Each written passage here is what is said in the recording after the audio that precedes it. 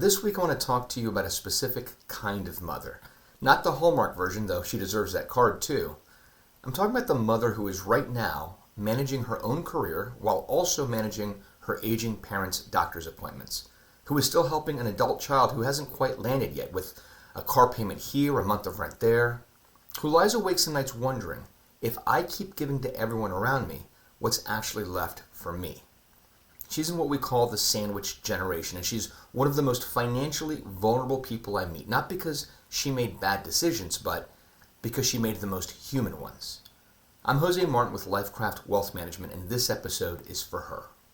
I'm going to call her Patricia. She's 59, and she spent her career in healthcare administration, 28 years steadily climbing, always the one who kept things running. She was good at solving problems, and she was good at taking care of people, and that turned out to be both her gift and her challenge. She's married. Her husband, Tom, has a solid career in manufacturing. They've built a good life together. 2 adult kids, one who is established, and an independent one who is not quite there yet. 26 years old, good heart, but struggling economy and bouncing between jobs. Patricia and Tom have been quietly bridging the gap for 2 years. A few $100s here, a few $100s there. It adds up. And then there's her mother, 81 years old, still sharp, still stubborn, and still living alone, but increasingly not safely. The falls, the forgotten medications, the calls at 10 p.m. that start with, "I don't want to bother you, but..." Patricia started driving over twice a week, and she's pricing memory care facilities she hopes she won't need yet. She's lying awake doing the math she doesn't want to do. Well, she came to us about 6 months before her planned retirement. She said something in that first meeting I think about often. "I've spent my whole life taking care of everyone else. I just need someone to help me take care of me." Patricia's situation has a name, and she's far from alone in it. Nearly 1 in 4 American adults right now is part of what researchers call the sandwich generation, caught between the needs of aging parents above them and children who haven't fully landed below them. Among adults in their 50s, it's closer to 1 in 3, and the average sandwich generation caregiver spends about $10,000 a year directly on caregiving costs. But that number doesn't include the softer costs, the hours, the mental load, the career decisions that get quietly deferred. And here's what the data shows about what it does to retirement. Sandwich generation caregivers are twice as likely to report significant financial difficulty compared to people who are only supporting one generation. Twice as likely, while spending down their peak earning years. For Patricia, the specific numbers looked like this. She and Tom had built close to $900,000 in combined retirement accounts, a home with strong equity, and were on track if nothing had changed. But things had already changed. The monthly support to their son, the costs building around her mother's care situation, and the real possibility that memory care, if it came to that, could run $5,000 to $8,000 a month or more. And underneath all of it was a question she hadn't asked out loud yet.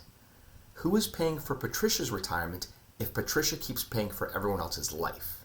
At Lifecraft, we work through a framework we call Wealth Map: means, aspirations, and protection. And for Patricia, the work was concentrated in means and protection. She'd built enough, but it wasn't coordinated, and the 2 directions she was being pulled were slowly draining both. Here's what we built together. First, we named the number and set guardrails. One of the hardest things for someone in Patricia's position to do is put a ceiling on generosity. But generosity without structure is a retirement plan that quietly disappears. So we did the income math, and we modeled what Patricia and Tom's retirement actually required: their monthly needs, their aspirations, their contingencies, and then we worked backwards.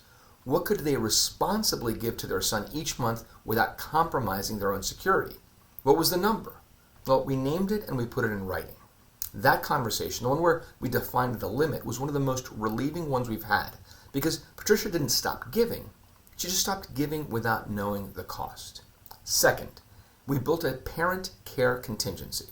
Her mother's situation wasn't a hypothetical, it was a planning variable. We modeled 3 scenarios. Her mother stays home with in-home care support, her mother transitions to assisted living, or her mother needs memory care. Each had a cost range, and each had a timeline estimate. We identified which of those costs Patricia could reasonably absorb, which would need to come from other family sources, and what needed to be discussed with her mother and her siblings before a crisis forced the conversation. This is where the protection pillar of Wealth Map earns its name, because the biggest financial risks Patricia faces aren't in the market. They're in the very human emergencies that don't announce themselves. And we looked at her own long-term care exposure because the woman who spent 30 years taking care of everyone else had no plan for who would take care of her. Third, we protected the retirement income she'd spent 28 years building. Social Security timing, investment portfolio sequencing, and making sure that the assets she and Tom had accumulated were structured so that a difficult year, a parent crisis, a child in need, didn't force a withdrawal at the exact wrong moment. Patricia retired about 4 months after we finished the plan. Her mother is in assisted living now, a transition that was hard and that Patricia handled with grace. The cost is manageable, but it's built within the plan.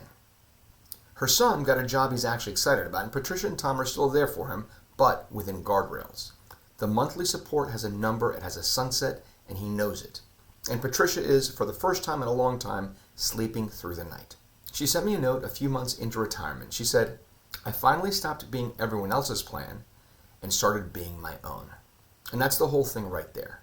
Caring for the people you love is not a financial mistake. It is one of the most meaningful things a person can do. But it requires a plan, not because love should be calculated, but because love unplanned eventually runs out of resources. If you're watching this and you recognize yourself in Patricia's story, if you're right now in the middle of two generations who need you while your own retirement quietly waits, this is the conversation worth having. Not to make you feel guilty about what you're giving, but to make sure that what you're building can actually hold the weight. And if you're watching this because someone you love is in this position, maybe this Mother's Day, the greatest gift you can give her is helping her start that conversation. We work with people just like Patricia every day. And it's the type of work that we are built for at Lifecraft. Complimentary 30-minute call, no pressure, just clarity. Give us a call or shoot us an email. I'm Jose Martin with Lifecraft Wealth Management. Have a happy Mother's Day.